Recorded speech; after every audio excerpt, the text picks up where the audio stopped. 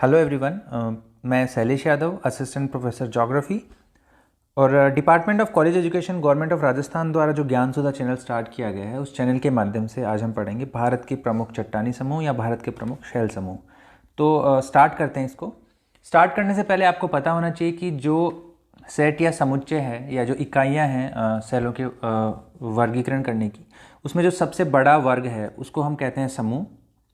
उससे जो छोटा है उसको हम कहेंगे सिस्टम या क्रम, और उससे जो छोटा सूक्ष्म विभाग है उसको हम कहेंगे उपक्रम या श्रेणी, या जिसको कहते हैं हम सीरीज। तो भारत की जब चट्टानों का क्रम या उनका समूह का क्रम देखा जाता है उनका, तो अब देखते हैं कि भारत में जो पाई जाने वाली चट्टानें हैं वो पृथ्वी के भूगर्भिक इतिहास के जो कालखंड है उसमें दोनों छोरों पर मिलती है, अर्थात प्राचीनतम चट्टानें भी आपको मिलेंगी और नवीनतम चट्टानें भी आपको मिलेंगी। तो जैसा कि आप देखते हैं कि जो प्रायद्वीपीय भारत है वहाँ पर आपको आर्कियन युग की चट्टानें मिलेंगी जो प्राचीनतम चट्टानें हैं। इसके अलावा जो नवीनतम चट्टानें हैं वो आपको देखने को मिलेंगी मैदानी भागों में, जो क्वार्टनरी या चतुर्थक कालखंड या चतुर्थक एज की चट्टानें हैं। तो इस प्रकार भारत के भूगर्भिक इतिहास को यहाँ पाई जाने वाली चट्टानों के क्रम से समझा जा सकता है। इनको निम्नलिखित अवस्थाओं के आधार पर वर्गीकृत किया जाता है। ये जो वर्गीकरण है इसमें आप देख सकते हैं कि भारतीय शैल समूहों को चार समूहों में, चार बड़े समूहों में वर्गीकृत किया गया है, जिसमें पहला है आर्कियन, उसके बाद में है पुराण, उसके बाद में है द्रविडियन और उसके बाद में है नवीनतम आर्यन। आर्कियन प्रकार की जो चट्टानें हैं उनको दो भागों में या दो क्रमों में डिवाइड करते हैं हम, आर्कियन और धारवाड़। इसी प्रकार पुराण समूह की चट्टानों को भी दो क्रमों में, कुड़प्पा और विंध्यन। द्रविडियन को हम सब डिवीजन नहीं कर रहे हैं क्योंकि हम बहुत ब्रॉड लेवल का क्लासिफिकेशन देख रहे हैं। इसके अलावा जो आपकी आर्य समूह की है, जो आर्यन समूह की चट्टानें हैं, उनको हम चार भागों में हम डिवाइड कर रहे हैं यहाँ पे। गोंडवाना क्रम की चट्टानें, दक्कन ट्रैप की चट्टानें, टर्शरी की चट्टानें और क्वार्टिनरी चट्टानें। ठीक है, तो ये भारतीय शैल समूह का एक जनरल क्लासिफिकेशन हो गया। इसको हम थोड़ा डिटेल में अभी देख लेते हैं। सबसे पहले हम बात करेंगे आपकी आर्कियन समूह की चट्टानों को, जिसके अंतर्गत हम दो चट्टानें पढ़ेंगे, आर्कियन और दूसरी होगी धारवाड़। तो सबसे पहले देखते हैं हम आर्कियन क्रम की चट्टानें। तो जो आर्कियन क्रम की चट्टानें हैं, ये चट्टानें आपकी तप्त मैग्मा के ठंडा होने के फलस्वरूप निर्मित हुई हैं, और ये प्राचीनतम मूलभूत आधारीय चट्टानें हैं, अर्थात ये बेसमेंट कॉम्प्लेक्स बनाती हैं। ठीक है, they are the oldest and form the base of the new layers. तो इसको बोलते हैं बेसमेंट कॉम्प्लेक्स बनाने वाली चट्टानें होती हैं। ये ध्यान रखने की बात है कि ये जो चट्टानें हैं इनका जो फॉर्मेशन का जो टाइम है वो 4 बिलियन साल पहले का है, अर्थात प्री कैम्ब्रियन युग के पहले की चट्टानें हैं। ये अत्यंत पुरानी चट्टानें हैं ये।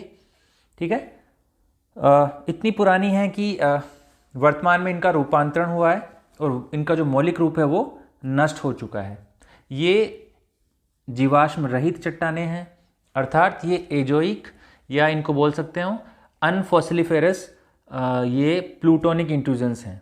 अनफॉसिलिफेरस हैं, प्लूटोनिक इंट्रूजन्स हैं, क्योंकि ये तप्त मैग्मा के ठंडा होने के फलस्वरूप बनी है। ठीक है, साथ ही ये चट्टानें पूर्ण रूपेण रवेदार हैं, क्रिस्टलाइन हैं। ठीक है, इनमें अत्यधिक आकुंचन हुआ है और ये भ्रंशित चट्टानें भी हैं। ठीक है, इनमें पतली शीट्स पाई जाती हैं, दे आर फोलिएटेड रॉक्स। तो ये आपकी होगी आर्कियन चट्टानें। अब इन्हीं चट्टानों की और विशेषताएं देखते हैं। नीस और शिस्ट इस क्रम की प्रमुख चट्टानें हैं। ठीक है, नीश और शिस्ट जो हैं इस क्रम की प्रमुख चट्टानें हैं, और ये जो नीश पाया जाता है ये भी बहुत प्रकार के भारत में प्राप्त होते हैं, जैसे बुंदेलखंड नीस हो गया, बेलारी नीस हो गया, बंगाल नीस हो गया। इन सब में जो सबसे पुराना है वो है आपका बुंदेलखंड नीस। ठीक है, बुंदेलखंड नीस सर्वाधिक प्राचीन है। बाद में ये जो चट्टानों का यदि आप वितरण देखोगे तो ये चट्टानें मुख्यतः कर्नाटक, तमिलनाडु, आंध्र प्रदेश, ओडिशा, बिहार का जो छोटा नागपुर प्लेट्यू है वो वाला रीजन, इसके अलावा दक्षिण पूर्वी राजस्थान में ये मुख्यतः देखने को मिलती है।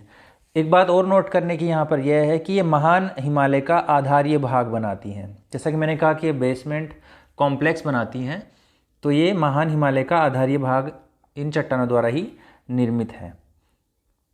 इन चट्टानों की इकोनॉमिक इंपॉर्टेंस देखोगे या इनका जो आर्थिक व्यवहार्यता देखोगे तो आर्कियन चट्टानों में अनेक धात्विक और अधात्विक खनिजों की प्रचुरता पाई जाती है। ये चट्टानें लोहा, तांबा, मैग्नीज, अभ्रक आदि खनिजों से समृद्ध है। ठीक है, तो ये आपकी आर्कियन चट्टानें हो गई। इस डायग्राम में आप देख सकते हो भारत में जो आर्कियन चट्टानें पाई जाती हैं वो कहाँ कहाँ आपको देखने को मिलती है। तो ये जो शेडेड एरिया है ये आपका आर्कियन चट्टानों का पाए जाने का स्थान है। इसके बाद में आर्कियन चट्टानों का जो दूसरा क्रम है वो है आपका धारवाड़ क्रम की चट्टानें। ठीक है, तो धारवाड़ क्रम की जो चट्टानें हैं वो क्या हुआ है, जो आर्कियन क्रम की चट्टानें हैं ना, उनके अपर्दन और निक्षेपण के फलस्वरूप ये बनी है। तो इनका जब आप वितरण देखोगे तो ये आपको आर्कियन चट्टानों का जो क्षेत्र है उसके आसपास दिखाई देंगी। ठीक है, धारवाड़ क्रम की चट्टानें यदि आप इनका एज लोगे तो ये 4 बिलियन से लेके 1 बिलियन साल के बीच में बनी है। ठीक है, एक और कैरेक्टर है इनका, दे आर हाईली मेटामॉर्फोस्ड। ये मेटामॉर्फस हैं हाईली। ये प्राचीनतम परतदार चट्टानें हैं जिनका अत्यधिक रूपांतरण और विरूपण हुआ है। ठीक है, तो ये रूपांतरित चट्टानें आपको यहां पर देखने को मिलती हैं। ये भी एजोइक हैं, इनमें भी जीवाश्म नहीं पाए जाते हैं। इसके अलावा इस क्रम की चट्टानों का मुख्य विस्तार आप देखोगे तो धारवाड़ और शिमोगा में है। ये जो धारवाड़ कर्नाटक का जो जिला है उसी के आधार पर इसका नाम धारवाड़ क्रम की चट्टान पड़ा है। और इनका यदि वितरण देखोगे आप तो ये प्रायद्वीपीय भागों में भी पाई जाती है और प्रायद्वीपीय भागों के बाहर भी पाई जाती हैं। ठीक है, प्रायद्वीपीय भाग और एक्स्ट्रा पेनिनसुलर एरियाज में भी पाए जाते हैं। ये कौन कौन से क्षेत्रों में पाए जाते हैं एक बार हम इनका वितरण देख लेते हैं।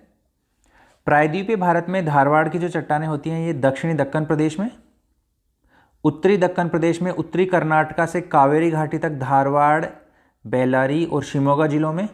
ठीक है, तो धारवाड़, बेल्लारी और शिमोगा जिलों में, मध्यवर्ती व पूर्वी दक्कन प्रदेश में। इसके अलावा विशाखापत्तनम में ये पाई जाती हैं कुदोराइट श्रेणी में। अरावली श्रेणी के क्षेत्र में ऊपरी अरावली और निचली अरावली श्रेणियों के रूप में ये दिल्ली के निकट पाई जाती हैं। ठीक है, तो अरावली श्रेणी में भी ये आपका धारवाड़ जो पाई जाती है। इसके अलावा गुजरात में चंपानेर श्रेणी में इनका विस्तार है। इसमें आप देखोगे तो अरावली पर्वत का जो निर्माण है वो इसी क्रम में हुआ है। और जो अरावली पर्वत है वो आपका संसार का प्राचीनतम मोड़दार पर्वत या प्राचीनतम वलित पर्वत है। ठीक है, वो हम पर्वतों के वर्गीकरण में देखेंगे कि वलित पर्वत क्या होते हैं, लेकिन आपको ये यहाँ याद रखना है कि धारवाड़ क्रम की चट्टानें पाई जाती हैं आपकी अरावली श्रेणी में। और ये जो अरावली श्रेणी है ये विश्व की प्राचीनतम वलित श्रृंखला है, प्राचीनतम वलित पर्वत है। इसके साथ ही एक रिजिडुअल पर्वत भी है, अवशिष्ट पर्वत भी इसको बोलते हैं। इसके अलावा बाह्य प्रायद्वीपीय भारत में, एक्स्ट्रा पेनिनसुलर भारत में यदि बात करोगे तो धारवाड़ की जो चट्टानें हैं ये पश्चिमी हिमालय के लद्दाख, जांस्कर, गढ़वाल और कुमायूं पर्वत श्रेणियों में पाई जाती है। इसके अलावा हिमाचल प्रदेश में और असम के पठारी भागों में शिलोंग श्रेणी तक भी ये विस्तृत हैं।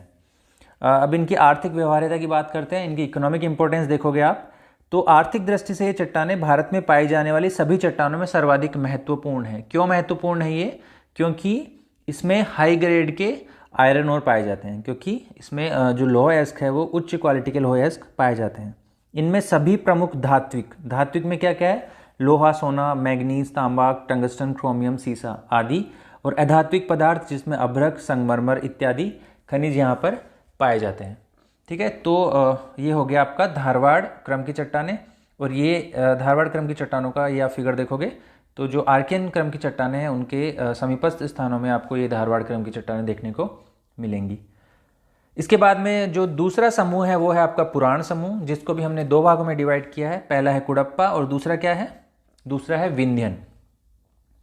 तो अब पहले हम देखते हैं कुडप्पा श्रेणी के बारे में, कुडप्पा क्रम के बारे में। तो कुडप्पा क्रम जो है वो धारवाड़ क्रम की चट्टानों के अपर्दन और निक्षेपण के फलस्वरूप कुडप्पा क्रम की चट्टानों का निर्माण हुआ है। और ये भी किस प्रकार की चट्टान है? ये भी आपकी परतदार चट्टानें हैं। ठीक है, ये परतदार चट्टानें हैं। साथ ही ये इनमें जो रूपांतरण हुआ है वो धारवाड़ क्रम की तुलना में थोड़ा कम हुआ है। साथ ही ये भी जीवाश्म रहित या अनफॉसिलिफेरस रॉक्स हैं। ठीक है, इसके बाद में आप देखोगे इन चट्टानों का नामकरण जो किया गया है वो आंध्र प्रदेश के कुडप्पा जिले के आधार पर किया गया है, जहां पर अर्धचंद्राकार रूप में इनका विस्तार देखा गया है। इसके बाद में इनका आप वितरण देखोगे तो जो पूर्वी घाट है, जहाँ पर कटी फटी पहाड़ियाँ मिलती हैं, आपको कटी फटी पर्वत श्रेणियाँ मिलती हैं, वो इसी प्रकार की चट्टानी श्रृंखला से निर्मित हुई हैं। ये चट्टानें मुख्यतः आंध्र प्रदेश, मध्य प्रदेश, इसके अलावा राजस्थान, तमिलनाडु और कर्नाटक के कुछ भागों में देखने को मिलती हैं।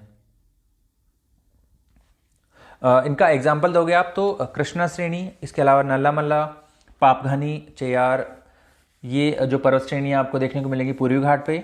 इसके अलावा पूर्वी राजस्थान और उत्तरी मध्य प्रदेश और छत्तीसगढ़ क्षेत्र में भी इनका विस्तार देखा गया है। राजस्थान के बारे में देख लेते हैं। राजस्थान की जो कुडप्पा चट्टानें हैं उनको दिल्ली श्रेणी के नाम से जाना जाता है, ठीक है, जो दिल्ली श्रेणी के नाम से जानी जाती हैं। कुडप्पा क्रम की चट्टानें जिनकी जो विशेषता होती है वो ये होती है कि ये बलुआ पत्थर, चूना पत्थर, संगमरमर, एस्बेस्टोस, क्वार्ट्ज, स्लेट आदि के लिए प्रसिद्ध हैं। तो जो भवन निर्माण सामग्री है उसके लिए ये काफ़ी फेमस हैं, ठीक है। इसके अलावा ये जो चट्टानें हैं कुडप्पा श्रेणी की, इनमें कुछ मात्रा में आयरन, मैग्नीज, कॉपर, कोबाल्ट और निकल भी पाया जाता है। इस डायग्राम में आप देख सकते हो ये जो क्षेत्र है ये कुडप्पा जो चट्टानें पाई जाती हैं, कुडप्पा चट्टानी क्रम जो है वहाँ का ये क्षेत्र है, ठीक है। नेक्स्ट जो आपका आता है पुराण समूह की चट्टानों में, वो आती है विंध्य क्रम की चट्टानें।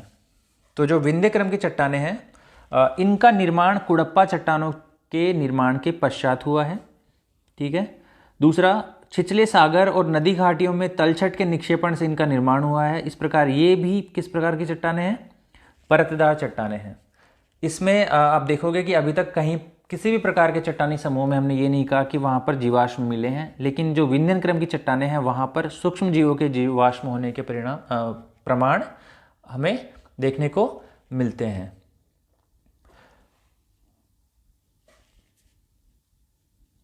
विंध्य क्रम की चट्टानों के प्रमुख क्षेत्र हैं वो आप देखोगे। सबसे पहले सोन नदी घाटी, सोन नदी की घाटी में सेमरी सीरीज है या सेमरी श्रेणी है, वहाँ ये मिलता है। इसके अलावा आंध्र प्रदेश के दक्षिण पश्चिम भाग में करनूल है, वहाँ पे करनूल श्रेणी में। नेक्स्ट आप देखोगे भीमा नदी है, वहाँ भीमा नदी घाटी में भीमा श्रेणी है, भीमा सीरीज में इसके विंध्यन क्रम की चट्टानें आपको देखने को मिलती हैं। राजस्थान में जोधपुर और चित्तौड़गढ़ में पालनी सीरीज में आपको इस प्रकार की चट्टानें देखने को मिलेंगी। और इसके बाद में जो ऊपरी गोदावरी घाटी है और नर्मदा घाटी के उत्तर में मालवा और बुंदेलखंड वाला जो रीजन है वहाँ पर आपको विंध्य क्रम की चट्टानें देखने को मिलती हैं। तो इनका वितरण हमने देखा। इसके अलावा इस क्रम की चट्टानें पश्चिम में राजस्थान के चित्तौड़गढ़ क्षेत्र से लेकर पूर्व में बिहार के सासाराम तक विस्तृत हैं। तो इनका जो विस्तार क्षेत्र है वो काफ़ी विशाल है। इस क्रम की चट्टानें मध्य प्रदेश के पन्ना जिले और कर्नाटक के गोलकुंडा के हीरे की खानों में पाई जाती हैं, ठीक है। तो इनकी ये इकोनॉमिक इंपॉर्टेंस आपको पता लगती है कि इस क्रम की चट्टानों में क्या मिलता है आपको, पन्ना और हीरा। ये चट्टानें, सबसे इंपॉर्टेंट जो बात है, ये चट्टानें भवन निर्माण हेतु उपयोगी पत्थरों के लिए विश्व प्रसिद्ध हैं। सांची का स्तूप हो गया, लाल किला हो गया, जामा मस्जिद हो गया आदि इसी क्रम की चट्टानों के जो लाल बलुआ पत्थर है उससे निर्मित हुई हैं, ठीक है। इसके अतिरिक्त इन चट्टानों में चूना पत्थर, चीनी मिट्टी, डोलोमाइट आदि भी देखने को मिलता है आपको।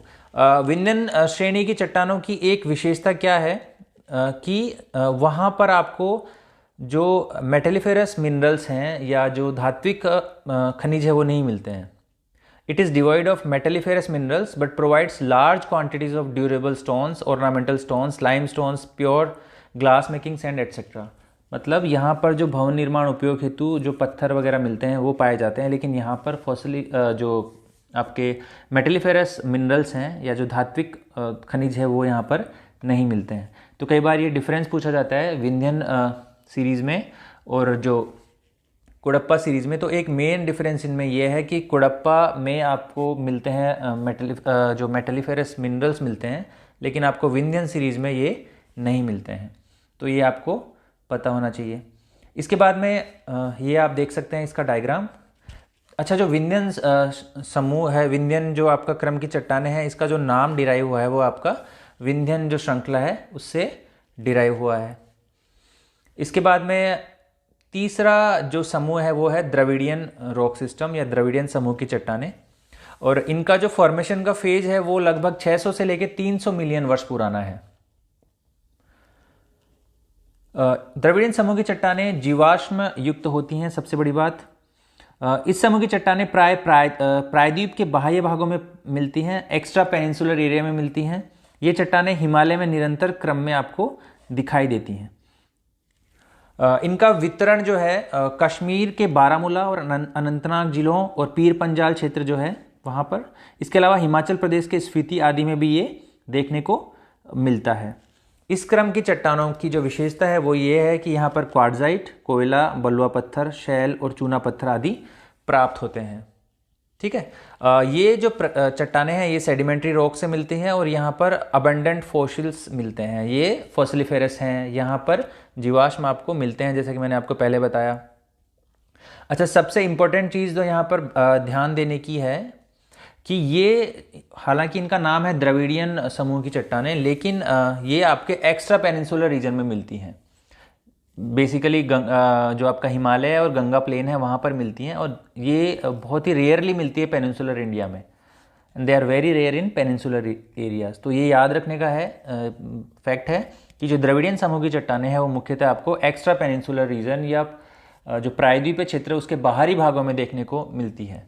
ये सेडिमेंट्री रॉक्स हैं और यहाँ पर फॉसिल्स आपको देखने को मिलते हैं। अब देखते हैं आर्य समूह की चट्टानें, जो नवीनतम समूह है। उसमें हम 4 समूह पढ़ेंगे। उसमें है गोंडवाना लैंड, गोंडवाना क्रम की चट्टानें। गोंडवाना क्रम की चट्टानों के बाद में आप देखोगे दक्कन ट्रैप, उसके बाद में टर्शरी और क्वार्टरनरी। तो सबसे पहले आर्य समूह की चट्टानों में हम देखते हैं गोंडवाना क्रम की चट्टानें और इनकी विशेषताएं। इस शब्द की उत्पत्ति, जो गोंडवाना शब्द की उत्पत्ति हुई है, वो मध्य प्रदेश के गोंड क्षेत्र से हुई है। इसका निर्माण जो हुआ है गोंडवाना क्रम की चट्टानों का, वो होता है ऊपरी कार्बोनिफेरस से लेकर जुरेसिक के बीच में। मोटे तौर पर आपको हो तो कार्बोनिफेरस से लेकर जुरेसिक के बीच में इन चट्टानों का निर्माण हुआ है। ठीक है,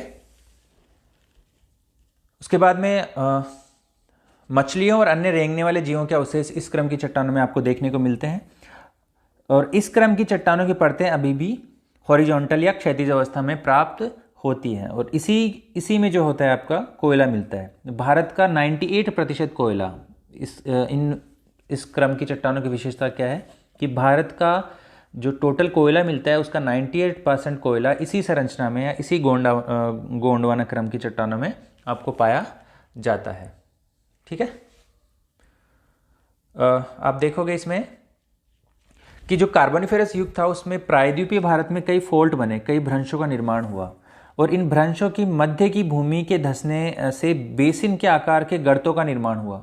और ये जो बेसिन नुमा जो गर्तें थी, इन गर्तों में क्या हुआ कि वनस्पति और जीव जंतु दबे, उसके दबने से ताप और दाब आदि जो क्रियाएं हैं उनके प्रभाव से ये कोयले में परिवर्तित हुए। तो ये जो गोंडवाना लैंड का गोंडवाना क्रम का जो कोयला है वो इसी कारण से बना है। अब इनका वितरण देखोगे आप तो ये चट्टानें मुख्य रूप से बिहार, झारखंड, मध्य प्रदेश, छत्तीसगढ़, आंध्र प्रदेश, उड़ीसा व महाराष्ट्र में पाई जाती हैं। ठीक है, तो ये वो क्षेत्र है जहाँ पर आपको कोयला मिलता है।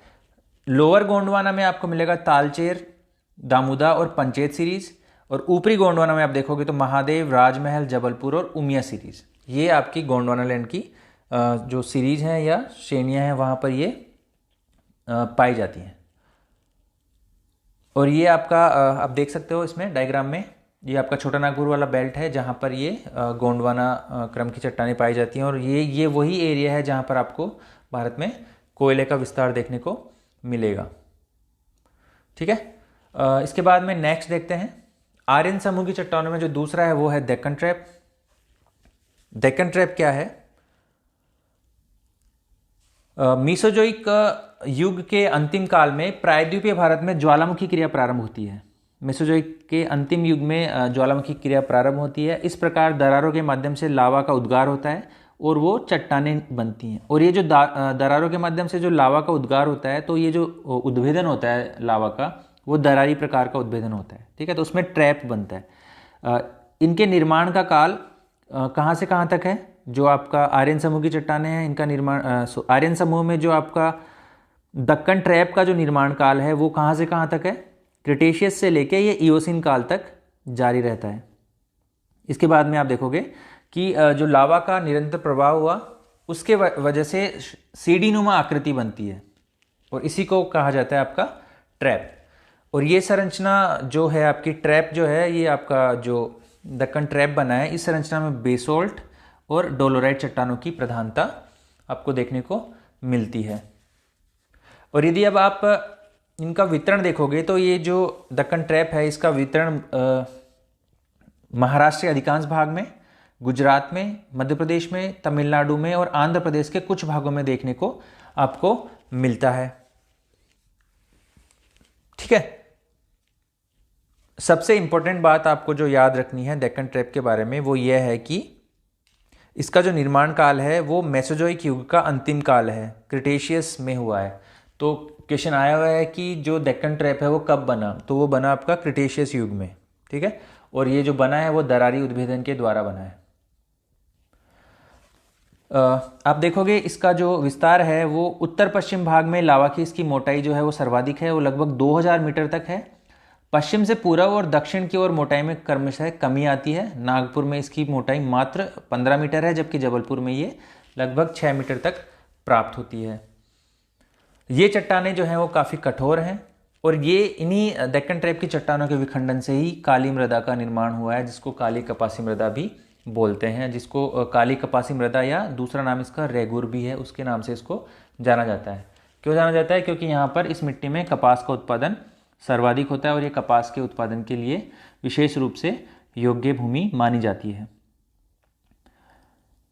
ये आप देख सकते हो दक्कन ट्रैप का विस्तार, जैसा कि मैंने आपको बताया, ये पूरा जो एरिया है यहाँ पर क्रिटेशियस काल में दरारी उद्भेदन द्वारा लावा का विस्तार हुआ, और ये ट्रैप के रूप में सीढ़ीनुमा आकार में ये विस्तारित हुआ पूरे पेनिनसुला पे। ठीक है, इसके बाद में आर्य समूह या आर्यन समूह की जो चट्टानें हैं उसमें तीसरा देखते हैं हम टर्शरी क्रम की चट्टानें या तृतीय क्रम की चट्टानें। इसको इनका जो निर्माण है वो इयोसीन से प्रारंभ होता है और प्लायोसीन युग के मध्य तक हुआ है। इयोसीन से लेकर प्लायोसीन युग के बीच तक इसका निर्माण कार्य जारी रहा। इसी काल में हिमालय पर्वत श्रृंखला का निर्माण हुआ है, जिसको हम डिटेल में देखेंगे फिजियोग्राफी में कि कौन कौन से कालखंड में कौन कौन हिमालय की कौन सी श्रृंखला का निर्माण हुआ। और इसमें आप देखोगे कि असम, राजस्थान और गुजरात में खनिज तेल इयोसीन और ओलिगोसीन संरचना में ही आपको देखने को मिलते हैं। तो जो टर्शरी क्रम की चट्टानें हैं वहां पर आपको क्या मिलता है? खनिज तेल का क्षेत्र देखने को मिलते हैं। टर्शरी क्रम की चट्टानों का विस्तार कश्मीर से लेकर असम तक है। ठीक है, कश्मीर से लेकर असम तक है। इसके अलावा पूर्वी और पश्चिमी भारत के तटीय क्षेत्रों में ये चट्टानें आपको छिटपुट रूप में दिखाई देने को मिल जाएंगी। पूर्वी और पश्चिमी भारत के तटीय क्षेत्रों में, जो तो भारत के पश्चिम और पूर्वी तट बने हैं, उनमें भी आपको टर्शरी क्रम की चट्टानें देखने को मिलेगी। उनमें कहीं कहीं पर आपको खनिज तेल के भंडार भी देखने को मिलते हैं। स्पेशली जो गुजरात और मुंबई का तट है उसके ऊपर आपको ये देखने को मिलता है। इसके बाद में इस क्रम की चट्टानों के उत्तरी पूर्वी भारत और जम्मू कश्मीर में निम्न स्तरीय कोयला भी पाया जाता है। तो गोंडवाना लैंड के अलावा जो कोयला मिला वो टर्शरी काल का कोयला भी आपको मिलता है, लेकिन वो आपको लो ग्रेड कोयला होता है या निम्न स्तरीय कोयला वहां पर आपको देखने को मिलता है। ठीक है, और ये जो है आपका ये टर्शरी जो वो है टर्शरी चट्टानें हैं उनका चित्र इसमें आपको दिखाया गया है। जैसा कि मैंने आपको बताया कि जो हिमालय श्रृंखला है, जो 3 रेंजेस बनी है, महान हिमालय, उसके बाद में लघु हिमालय और शिवालिक, तो ये आपकी टर्शरी काल में ही बनी है। इसमें जो महान हिमालय है वो आपका बना ओलिगोसीन काल में, और जो लघु हिमालय या मध्य हिमालय बना वो मायोसीन में बनता है, और जो शिवालिक हिमालय है वो प्लायोसीन या ऊपरी प्लीस्टोसीन जिसको बोलते हैं वहाँ पर निर्मित हुआ है। इसको हम डिटेल में बाद में देखेंगे, लेकिन एक बार मैंने आपको बता दिया है कि महान हिमालय बना है ओलिगोसीन काल में, लघु हिमालय या मध्य हिमालय जो बना है वो बना है मायोसीन काल में, और जो शिवालिक हिमालय है वो आपका प्लायोसीन एवं ऊपरी प्लीस्टोसीन काल में निर्मित हुआ है। तो ये आपकी होगी टर्शरी चट्टानें। इसके अलावा जो लास्ट है हम आर्यन समूह की चट्टानों में देखेंगे वो है क्वार्टनरी या चतुर्थक चट्टानें। ये आपकी नवीनतम चट्टानें हैं। इनको नवजीव क्रम की चट्टानें भी बोलते हैं। इस क्रम की चट्टानें सिंधु और गंगा के मैदानी भागों में आपको देखने को मिलती हैं। इसके अलावा मध्य और ऊपरी प्लीस्टोसीन काल में पुरानी जलोढ़ मृदा का निर्माण हुआ है, जिसे बांगर के नाम से जाना जाता है। ये बांगर, खादर, ये सब हम डिटेल में पढ़ेंगे, भारत की जो फिजियोग्राफी पढ़ेंगे उसमें। लेकिन यहाँ पर ये ध्यान देने की बात है कि जो बांगर, पुरानी जलोढ़ जिसको बांगर भी कहा जाता है, वो आपको क्वार्टिनरी क्रम की चट्टानें के अंतर्गत ये आती है। ये जलोढ़ मृदा निर्माण वर्तमान होलोसीन काल में भी जारी है। वर्तमान समय में भी ये बांगर और खादर का निर्माण जारी है। खादर जो नवीन जलोढ़ है उसको खादर कहते हैं, और जो पुरानी जलोढ़ है उसको कहते हैं हम बांगर। ठीक है। इसके बाद में देखते हैं कि जो भारत का विशाल उत्तरी मैदान है में निक्षेपित तलछट की गहराई में भी आपको भिन्नता देखने को मिलती है। हिमालय की तरफ इसकी गहराई अधिक है, और प्रायद्वीपीय पठार की तरफ यदि हम जाते हैं तो उसकी गहराई में निरंतर कमी हो जाती है। तो जो हिमालय फुटहिल्स है या जो तराई वाला क्षेत्र है, उधर आप देखोगे हिमालय जो महान जो मैदान है, ग्रेट प्लेन्स ऑफ इंडिया है, उसकी गहराई ज़्यादा है। और जैसे जैसे हम आगे जाते जाएंगे प्रायद्वीपीय पठार की तरफ, वहाँ पर इसकी गहराई आपको कम मिलती जाएगी। इसके बाद में सतलज, नर्मदा, ताप्ती, कृष्णा, गोदावरी आदि नदी घाटियों में भी जो आदि नदी घाटियाँ, इसके साथ ही जो तटीय क्षेत्र हैं, पश्चिम और पूर्वी दोनों तट हैं, वहाँ पर भी जो निक्षेप पाए जाते हैं वो आपके किस निक्षेप के हैं, किस क्रम के निक्षेप हैं? वो आपके क्वार्टिनरी निक्षेप या चतुर्थक निक्षेप हैं। ठीक है। इसके बाद में जो कश्मीर घाटी का निर्माण है वो भी आपका प्लीस्टोसीन काल में हुआ है। ठीक है। इसमें एक इम्पोर्टेंट चीज़ ये है कि यहाँ पर करेवा के निक्षेप पाए जाते हैं। यहाँ पर झीलीय निक्षेप पाए जाते हैं। ये जो घाटी है, प्रारंभ में एक झील थी, इस झील में जो निक्षेप पाए जाते हैं उनको करेवास बोलते हैं। करेवा के निक्षेप यहाँ पर प्राप्त होते हैं। ठीक है। और ये जो करेवा है, करेवा के जो निक्षेप हैं ये किस लिए फेमस हैं? इसमें आपको जाफरान की खेती यहाँ पर की जाती है। पश्चिमी राजस्थान और थार के मरुस्थल में इस क्रम की चट्टानों के निक्षेप मिलते हैं। ये इंपॉर्टेंट बात है। जो वेस्टर्न राजस्थान में जो वेस्टर्न डेजर्ट है, वहाँ पर यहाँ पर इसी क्रम के चट्टानों के निक्षेप मिलते हैं। क्वार्टिनरी या चतुर्थक काल के निक्षेप प्राप्त होते हैं। इसके अलावा कच्छ का रण प्लीस्टोसीन काल में समुद्र का भाग था। होलोसीन काल तक इसमें निरंतर निक्षेपण हुआ, और ये क्या हुआ, अभी स्थल भाग में, दलदली भाग में परिवर्तित हो गया। और ये डायग्राम में आप देख सकते हो कि जो चतुर्थक काल की चट्टानें हैं वो इसमें आपको देखने को मिलती हैं। तो ये हमने देखा कि भारत में जो शैल क्रम है वो कौन कौन से पाए जाते हैं। तो हमने इसमें देखा कि भारत में जो शैल समूह है उनको हमने 4 भागों में डिवाइड किया। 4 भागों में हमने देखा कि जो आर्कियन क्रम की चट्टानें हैं उसमें 2 भाग हमने देखे, 2 क्रम देखे, आर्कियन क्रम और धारवाड़ क्रम। इसके अलावा जो नेक्स्ट है पुराण सिस्टम है, उसमें देखा हमने कुडप्पा क्रम की चट्टानें और देखा विंध्यन क्रम की चट्टानें। उसके बाद में तीसरा हमने देखा द्रविडियन क्रम की चट्टानें, द्रविडियन सिस्टम देखा। उसके बाद में जो लेटेस्ट है वो है आपका आर्यन सिस्टम। आर्यन सिस्टम में हमने 4 क्रम देखे। 4 क्रम में हमने कौन कौन से देखे? सबसे पहले गोंडवाना, उसके बाद में दक्कन, उसके बाद में टर्शरी, और उसके बाद में जो नवीनतम है वो क्वार्टिनरी क्रम हमने देखा। तो इसमें देखा हमने कि भारत की जो शैल क्रम है वो किस प्रकार से पाए जाते हैं। नेक्स्ट क्लास में हम इससे रिलेटेड कुछ क्वेश्चन सोल्व करेंगे, उन क्वेश्चंस के माध्यम से हम इसको रिवाइज करेंगे। तो आज के लिए इतना ही। Thank you.